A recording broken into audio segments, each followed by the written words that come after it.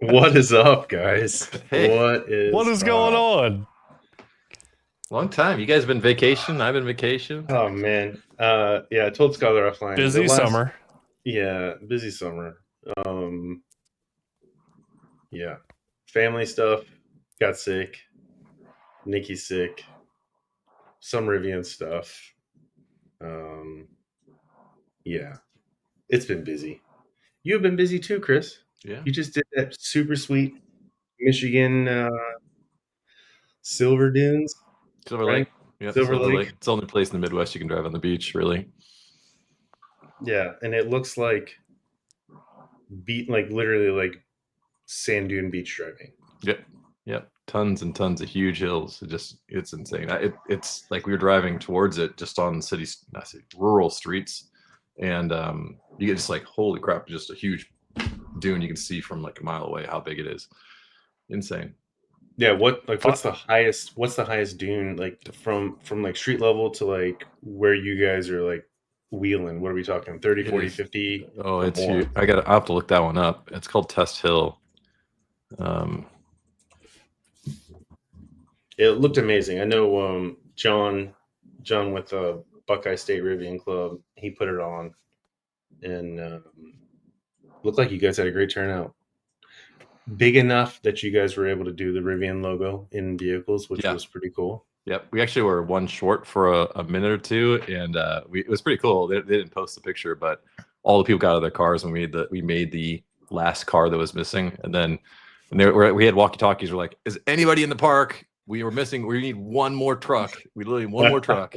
And then when nobody answered, we're like, "Well, screw it. We'll do all the people will be the last one." Actually, it was a cool shot, waving the camera a lot. And then somebody showed up. And we're like, "Hey, yeah, here we go. Everyone, get back in your trucks. Get back in your trucks."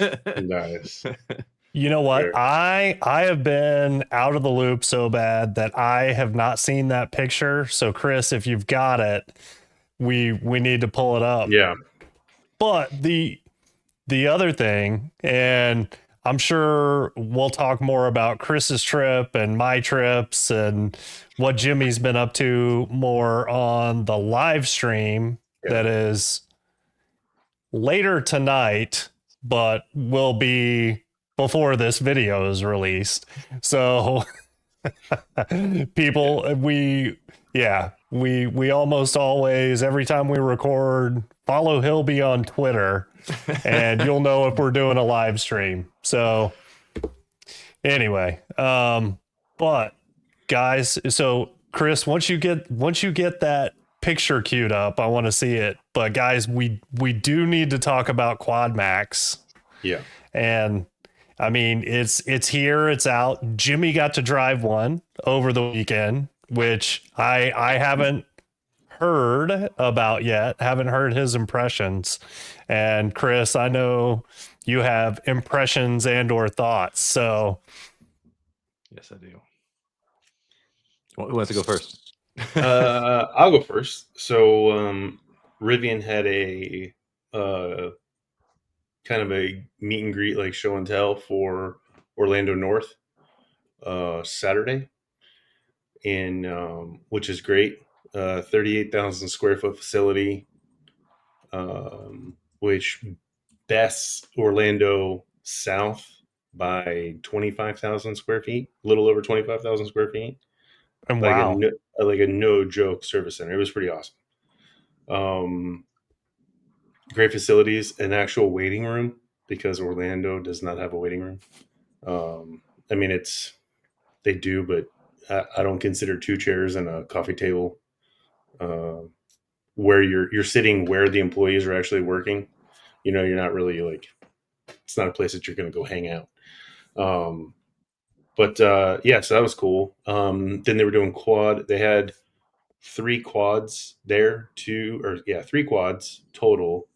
Two launch editions, one launch green R1S with the graphite 20s, and a storm blue T on the Michelins, on the 22 Michelin Sports. On the stickies, yeah. Yeah, on the stickies. Those were closed up. We couldn't get into those. They did open up the T for a little bit. And funny enough, there was a gentleman that had a Gen 1S that upgraded to a Quad Max launch T while we were there, and the VIN that was matched was that truck. Um, so That's pretty awesome. that truck should be taking delivery of that here in the next week or two. But the vehicle they were doing the demo drives in was a non-launch Quad Max in forest green with the stickies. And it was fast. I'm not gonna lie to you, it was quick. I mean, it felt even quicker being a passenger because you're not expecting like my dad. I rode front seat while my dad drove, and it was quick. We weren't able to do like a true launch from zero. We did like a rolling start. Um, but there were some things that I wasn't really a fan of. I think the biggest one was, besides the price of that truck, truck or SUV. I'm not a fan of the Gen 2 door handles. It felt like a clammy, soft handshake compared to Gen 1 door handles. If you know what I'm talking about, like if you've experienced a Gen 2 door handle, it feels cheap. It does. I don't know. It's not as good as Gen 1, and they're squeaky as heck too, right? Like that's just Yeah. It was squeaky. It was soft. It was like shaking a clammy, wet, like soft handshake, and it was not a nice greeting. I don't know See, how else I to explain that, but that's where I'm going. I've been in Gen 2s and I didn't notice that.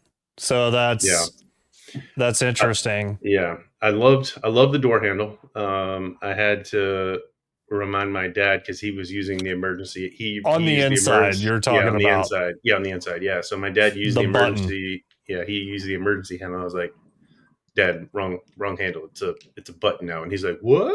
He didn't know. He's definitely not in as much of a dork as we are. I mean, he's an early adopter in a launch edition. They've got a Gen 1S limestone.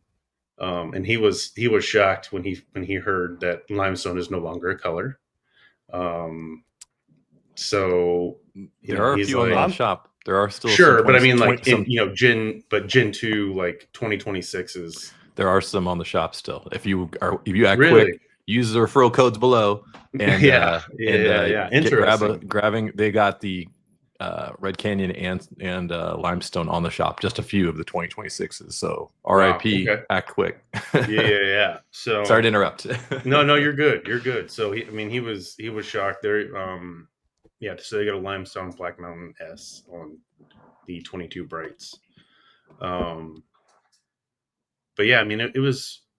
I liked it overall. I think it's great, and I know I'm probably contradicting myself, but what I've said from the beginning, the juice. When we were talking about this thing months ago, the juice just ain't worth the squeeze. As a Gen 1 owner, I can't.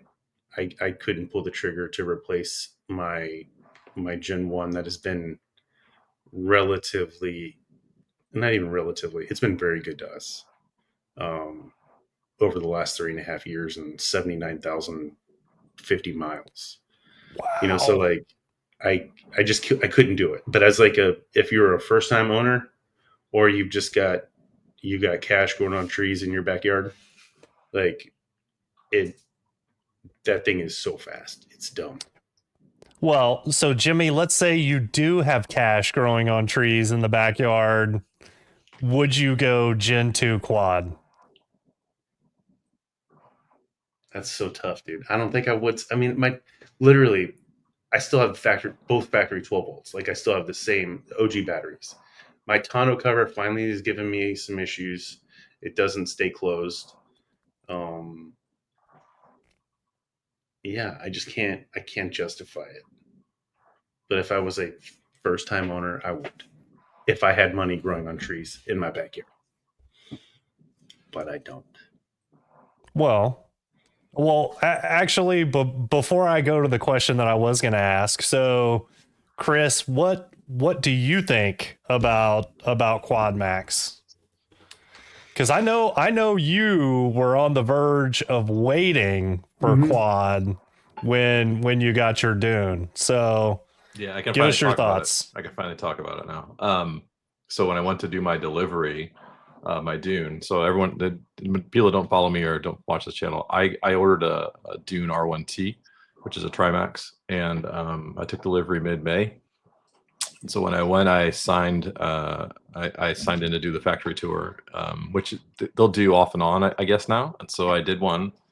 And when I went in, you guys have all probably maybe seen the Kyle Connor out of spec video where he got a tour with one of the Rivian leaders and got to see the factory and all that stuff. And I had just been there like a few days prior, and I got to see everything he saw. And I saw that the quad. I saw quads, and I saw a Storm Blue with slate sky interior quad with the Gary badge on it and the Dune wheels, and I paused, and it made me think it's an absolutely beautiful spec. The Dune wheels on that slate sky Storm Blue, so good. And I went by it, and I'm like, okay, let's go see Rest Factory. And I'm like, oh, I got to go back one more time. And I went back 3 times to look at that thing. And I'm like, am I doing the right thing and getting this Dune? Because it was so good. And R2, I can talk about R2 too, because I actually just posted a picture today of it too, is the R2 shell was right there. And so I didn't care too much. I mean, I got a good look at R2, but I'm like, I got to see that Storm Blue quad. And I really wanted it, and I really liked it. But it came down to me was the price. Like, I didn't think at the time it was around Memorial Day, and actually I missed out on $2,000 Memorial Day savings or whatever, but that's fine. I got the 6,500 and the 7,500 credits, for the Trimax and the tax credit, and $14,000. I couldn't pass that up to go for a quad, which is, it's better than the Tri, but not $14,000 plus all the other, what's the difference, actually 10,000 or something over the Tri. Like the 25,000 in my head was like, it just did not, it wasn't enough. It wasn't enough for me to say, yeah, I'm going to pay an absolute ton more on my payment and everything every month to have something that is 0.2 or 0.3 seconds faster. So what is the starting price on Quad Max? 120. And then the launch is 125. The launch here. So hold on, let me share the screen since I got it pulled up. So you can get into a T Quad Max for $115,990. So to your point, Chris, it would have been an additional, because you're in the T. Yep. Which was what, 99,950 or yep. 99? Not even 100. Yeah, 99.9. So you're talking about not just a $14,000 swing. You're talking about a $29,000 swing. Yeah, almost 30 plus. grand. Yeah, and because in the wrong direction. I didn't know the price exactly. We had seen some things from Motor Trend had said this was the price, and we're like, is that really the price? And because it happened last year before, I don't know, tariffs and everything has impacted vehicle pricing allegedly, and then I was like, it's going to be at least $15,000 more for that quad, plus all the credits I'd be throwing out the window. Right. Yeah. So you're looking at, and if you were to get even something, let's just say you got the Storm Blue, you're talking, that's a $3,000 paint job. Yep. So now you're at 33, almost 34. Dune wheels. Yeah, that's right. You just added the off-road package. So now you're at oh no, Dune wheels are included. I did disregard. Dune wheels are included in that. I thought that would be I thought that was an additional that's right, because Quad Max automatically includes the underbody shield. Automatically includes underbody shield no matter what. Mm-hmm. That's right. And then if you pick this, it does include the full-size spare. See that in the writing there? Yeah. But that's different from the Trimax, because the Trimax doesn't include underbody shield unless you add the 20s. Because once you add the 20s, then the underbody shield's automatic. And it's what, 3,000 or something more? Yeah, and that was a 3,000. Right, and that's a $3,000 option. Right. And you throw the interior on, throw the slate sky interior on there. It's like another 2,000 or something crazy. $3,000. $3,000. Yeah. So so now you're at $121,990. Yeah. So I posted something earlier this week or last week that just rough numbers of estimates, right? Like $2,500 for this, $3,000 for that, and by the time you just do interior and paint, just those two things alone will cover the delta or the difference Yeah. between the launch and non-launch. So essentially, if you're looking at a quad and you want storm blue or in slate sky interior, or you wanted launch green, you get the launch edition. There's no reason to do anything else, because then you also get the free premium connectivity forever. You get the Rivian Autonomy Platform Plus, and we don't have any idea what the price is going to be on that, but I guarantee it's not going to be free. And so it's going to be thousands of dollars, I would assume. And so and you get all the other cool little accessories and stuff comes with it too, with the quad launch, right? And so like fob and all that. Yeah, and it I think we would if we didn't consider that Rivian is looking really hard at what Tesla is charging, even though they're not even close to where Tesla is when it comes to FSD. Rivian's going to be really close in price, I think. Yeah, I agree. They could even do what Tesla did, at least initially, right? So Tesla used to have 3 tiers. They had autopilot, enhanced autopilot, which was navigate on autopilot. You could use navigation to take exits and all that stuff. And then you have FSD. Rivian, I don't think is really trying to target FSD. I think they're gonna do things like, cherry pick. They're gonna cherry pick features on FSD that people really value and try to put those in there, and then think they can charge way too much, to your point, Jimmy. Like, yeah. And so, but they could do the 3-tier system like Tesla did it to begin with, to at least get some money out of people. Like, I might pay for I would definitely pay for enhanced autopilot. That's my favorite Tesla software. That's the best Tesla software, I will argue at this point. FSD is good, but like the most value is out of EAP, because it can take exits, it can change lanes, overtake cars, all that kind of stuff. And that's what the majority of people that would pay for something like that would want, right? Like city streets and stuff. If you have to watch it, really pay close attention, versus highway. Yeah, I would just pay for EAP if they had something like that, and it could be, and I assume they'll do the same thing as Tesla and offer a subscription versus a buy it outright. And so this quad comes with the buy it outright, whatever tier that is too. That could be announced later too, I would guess, as they could say, they only have 1 tier. Maybe that's what they're saying. I don't know. Yeah. I mean, do we dare stay on topic but move slightly to no, not yet. All right, fine.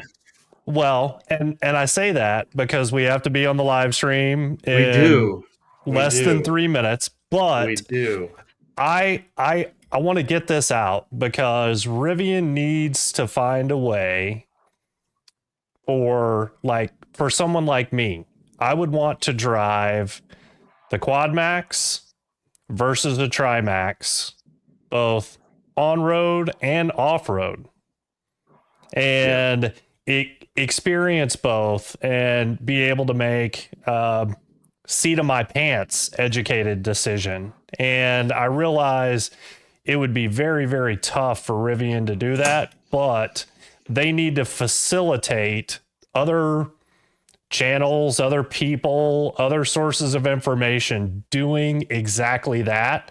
And I'm talking side by side, same terrain, same track, same off-road, whatever, but to truly be able to experience and hopefully articulate things like that. And I'll just say, golly, I did some off-roading again in Colorado, and I am still blown away by what the Gen 1 quad can do. Yeah. I mean, so these vehicles are so capable. So I would want to know what the tangible from a driver's seat differences are. Yeah. Oh, and don't forget, Rad Tuner's not available just yet. It's coming in like September. And I want to say they've said. That is going to be cool. I hope that that's something that filters down, but I think they're probably going to want to keep that quad exclusive Gen 2 quad exclusive. Right. And who knows? It may have to be Gen 2 quad exclusive just due to the updated architecture, right? But Right. who knows? But Honestly, that is super cool. it should come to every performance variant, Gen 1 and Gen 2. It should be Trimax. It should be PDMs on both Gen 1, Gen Yeah. 2, and obviously Gen 1 quad. I think it should be everywhere, and charge them. Charge them. Hey, you want the performance stuff, pay Yeah. $500 or $1,000 to unlock it or something. Who knows? But anyways. I don't disagree. But Right. yeah. So Jimmy's a no on Gen 2 quad. Chris. I already made my choice. Yeah, well, right. I'm not trading in. Like, my payment's so low, and it's just there's not enough content there for me to jump at it. Well, Sure. and I kind of feel like that would be the case for me, but I would still want to have that real world experience comparison. So do we leave with this? Should Rivian have released a Quad Max? Or should they have done what we were talking about offline before we hit the record button and develop some of the things that, whether it's accessories or purchasable products, to augment Different variants. our vehicles over building a Quad Max? So they need to sell vehicles. Bottom line, they need to sell vehicles, and lots of them. Quads will sell some of them at high margin, but like, is the margin enough to justify a lot more vehicles they could sell at let's say, I don't know, dual maxes with captain's chairs, running boards, all the things that people want from like an EV9 or from all the the Lucid, right, and the Gravity, and like things like that. The things that people that make Rivian the second choice, like put the captain's chairs is probably the number one thing. Put the captain's chairs in, and not do the quad is what I would have done, and sell a lot more R1S. Yeah. I would have. I mean, I think at this point, I think they do have capacity overhead within the factory, and I could be wrong there, but I would try to maximize production capacity at the factory and go broader market, because quad is a high-end narrow market play. Yeah, they'll probably sell 500, 1,000 of them a year, maybe. Who knows? Yeah. All right. It'll be interesting to see. And with that, we will move. More to talk about next time. I did share the picture real quick if you want to see that. Oh, yeah. Let's see it. See that. That's awesome. That's awesome. Good job. Well played. And I'm this one, I think. Yeah. So you can see the roof. Yes, you can see the Gen 2 electrochromic roof for sure over the Gen 1s. That's rad. Nice. All right, guys. Well, let's get to the live stream. Thank you for sharing that, Chris. Yep. Yes. See you guys soon. See y'all soon.